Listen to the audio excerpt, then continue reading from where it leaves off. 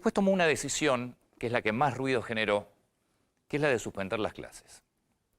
Más allá, por supuesto, de colocarse en un rol casi de rey, decidiendo sobre un territorio que es autónomo en educación, como es cualquiera de las provincias y la ciudad de Buenos Aires, no consultándolo ni siquiera con el ministro de su área, pero además no consultándolo, porque me parece que acá hay dos puntos que son centrales. Estamos en una sociedad completamente partida con una política que hace un negocio y un juego de la pelea y de la grieta. El presidente deja pasar sistemáticamente, ha dejado pasar y deja pasar momentos donde puede ayudar a que las cosas cambien. Y el de ayer era uno de esos momentos. Había que sentarse con Larreta, había que participarlo Larreta sobre una decisión que obviamente afecta a su territorio, al territorio que gobierna.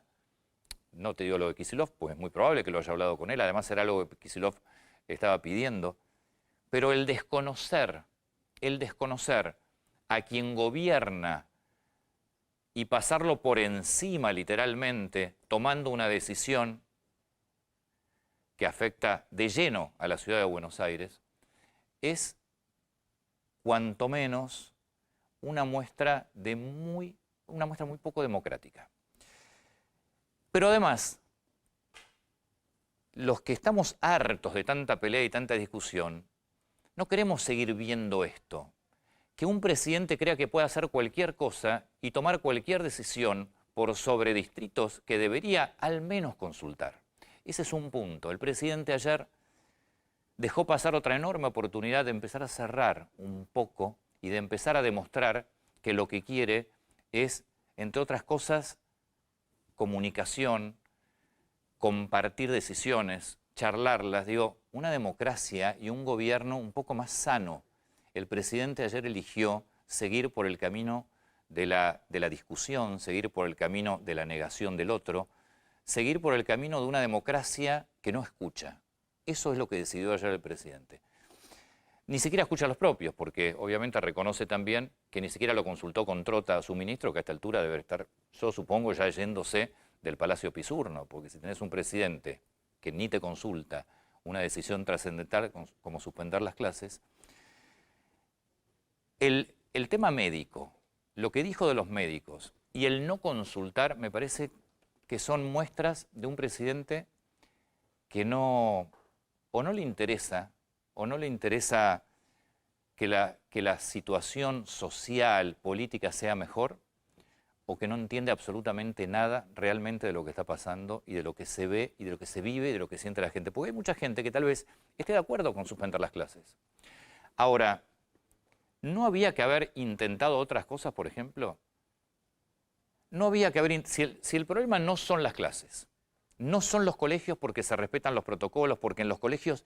Si el problema es la circulación, ¿no había que haber intentado de alguna manera, por ejemplo, si lo que le molesta es que los padres se junten, que está mal, ¿no había que haber intentado mejorar todo lo que es el movimiento de los colegios? Si lo que molesta es la circulación, ¿por qué no se ataca ese problema? No. Otra vez a suspender las clases. ¿Qué era lo que querían los gremios? Lo que demuestra el presidente una vez más es que los gremios tienen cada vez más poder en este gobierno al menos. Y lo que no entiende el presidente es que el año pasado el daño por lo no presencial de las clases fue enorme para los alumnos. Y volvemos a repetir el mismo error. Claro, hay algo que es cierto. Si uno tiene una sociedad bruta, ignorante, es mucho más fácil manejarla. Y si a eso le sumás que tenés el 52% de pobreza en el AMBA y le sacás educación, imagínate con qué facilidad la controlás. Todo cliente. Es un gran negocio. Digo, la pobreza sumada a la ignorancia es un enorme negocio de un sector de la política, que parece ser que es lo que están buscando. Pero bueno, me parece que es interesante contar esto. Ahora parece que los shoppings están cerrados, así que aprovechen. No hay que ir a los colegios, pero van a poder ir a jugar al fútbol a las plazas, por ejemplo.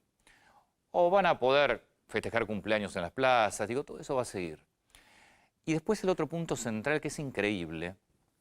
En un año no han logrado, porque todo esto se produce ¿por qué? Primero, porque no han logrado controlar algo central como es el contagio en el transporte. No lo lograron. Después de un año, el ministro de Transporte entendió que con un tornillo vos frenás la ventanilla y la dejás abierta. Es todo un descubrimiento tecnológico en esa área.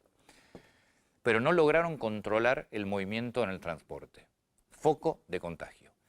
No lograron un plan de vacunación efectivo y serio en cuanto a la adquisición de vacunas. Hasta ayer a la noche no se sabía cuándo iban a llegar nuevas vacunas, que por suerte se confirmó que este domingo llegan, porque si no, el fin de semana la Argentina quedaba sin vacunas. No han logrado, no solamente no tener un sistema de vacunación, no han logrado ni siquiera un sistema, un plan, como digo yo, un plan A, un plan B, un plan C, ante cosas que ya vimos que no funcionaban.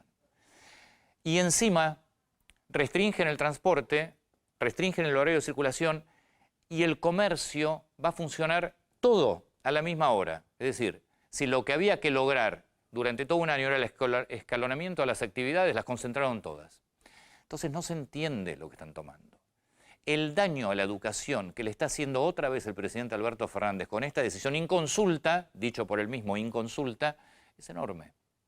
Es enorme. Había otras decisiones que se podían tomar, pero nunca había que seguir atacando la educación presencial, porque la educación es lo único que vamos a tener para algún día tener mejor dirigencia política, para algún día poder elegir mejor gobiernos que hagan que la Argentina crezca, no que hagan que la Argentina se estrelle, porque le quiero contar, señor presidente, que la Argentina está muy cerca de estrellarse. No sé si usted lo ve, pero está muy cerca de estrellarse. Económicamente, el esfuerzo que hace Martín Guzmán, que hay que reconocerlo, lo terminan liquidando con las internas políticas que tienen y las pésimas decisiones. Entonces, hay que acotar actividades. ¿Por qué no acotaron los 4,5 millones de personas que viajaron en Semana Santa? ¿Por qué no las acotaron? ¿O era tan importante el movimiento de Semana Santa que podemos cerrar colegios y punto? Ustedes saben, señor presidente lo debe saber, que si no se hubiera dado ese movimiento, hoy seguramente no tendríamos esta cantidad de contagios. Entonces, ¿por qué no hacen las cosas con coherencia? ¿Por qué no nos demuestran además que las cosas se conversan, se dialogan? Digo, ¿cómo van a tomar una decisión inconsulta sin ni siquiera comunicarle a un gobernador, en este caso al jefe de gobierno de la Ciudad de Buenos Aires, una decisión que le impacta de lleno? No son reyes. A ver, Fernández, usted no es el rey. Usted es un presidente y tiene que dar el ejemplo que las cosas se discuten, se hablan, se tratan de consensuar. Y por supuesto que si usted considera después que hay que tomar una decisión, está en todo su derecho, pero se hablan. Es decir, ¿con qué autoridad moral después nos van a venir a pedir que nos cuidemos, que hagamos esto, que hablemos, que... Es imposible. Es imposible. Si lo mismo que le critican a un sector de la oposición, que lo único que hace también es criticar y pelear, lo terminan haciendo ustedes. Entonces, falta mucha coherencia en el gobierno, pero mucha coherencia. La educación es central. Han vuelto a pegarle a la educación.